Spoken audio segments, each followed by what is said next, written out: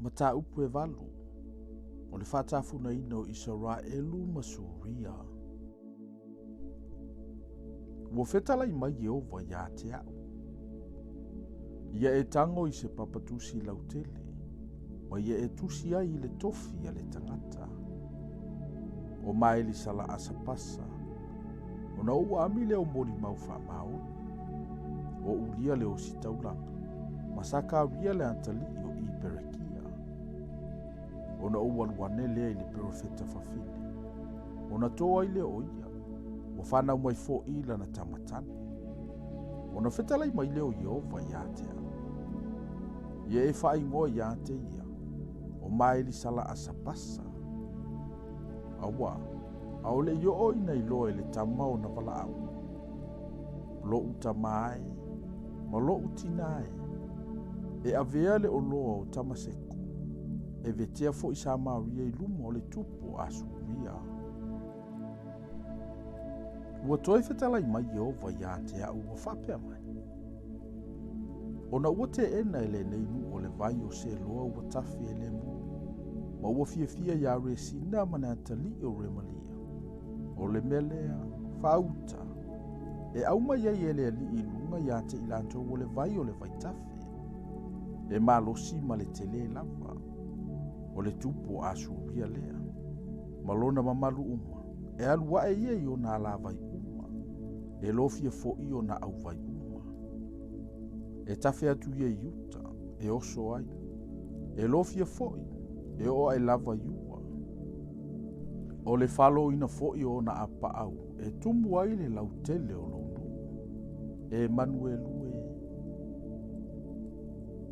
O outou nu ue, whaatasi ia outou. Ai lepetia outou, whaalongolongo mai ia outou, mea mamau uma o le lalolangi e. Fufusi ia outou ia te outou. Ai lepetia outou. Ina fufusi ia outou ia te outou. Ai lepetia outou. Tau pule pule ia outou. Ai whaalea o ngā ina. Ina whaia tu ia i se upu. Ai le whatu mawina. A wao loo ia te imantou le atua. A wau wa whapeo na whetalai mai o Yehova ia te au ma le 5 malosi. Ua ia wawao mai fo ia te au. A wau te savali le ala o le neinu. Ua whapea mai. A ua tou te whaiatu. O le fo vale. I mea umai ta ua o le fo vale. E le neinu. A ua fo i tou te whewhewhe i mea lan tou te whewhewhe ai. A ua fo i tou te matatau. A o Yehova o au, ia pa ia o ia te outou. O ia lava tou te whewhewhe ai, o ia foi tou te matata wai. E whai foi o ia ma malu malu, a e whai ma maa e tau sua iai. Ma papa e tau te vai a inga uma e lua o Israelu. E whai ma mai leima matasele i e ono nofo i Jerusalema. E toa telefoi o ilantou e tau te vateva. Ma lātou pāu, e ngau i lātou, ma mai le ia, e pu ea foi i lātou. Fusi ia le mau, wha mau whailonga ia le tū la fono mao uso o. O te whaatalitali i a Yehova, o le ua alo na whafonga i le a ingo Iakopo, o te whamoe foi i a te ia. Whauta, o au nei ma lau whanau. O e wafo ina mai a te au Yehova. E whai ma whailonga ma me ofua i a Israelu. Mai a Yehova o au. O lea fio i le maunga o Siona. A latou whai atu fo i a te outou. Sa ili atu ia i a itu wavalo. Ma taula itu o e leo i. Ma e ua memu. I outou tali atu.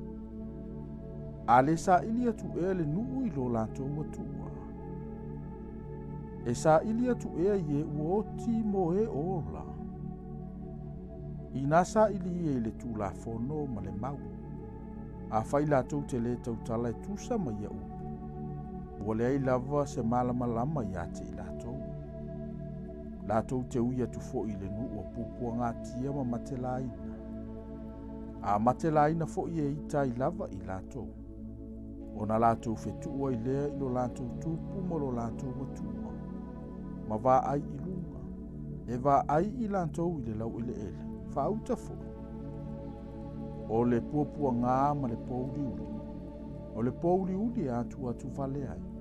E tu lia fo'i I lātou I le pōngi sā.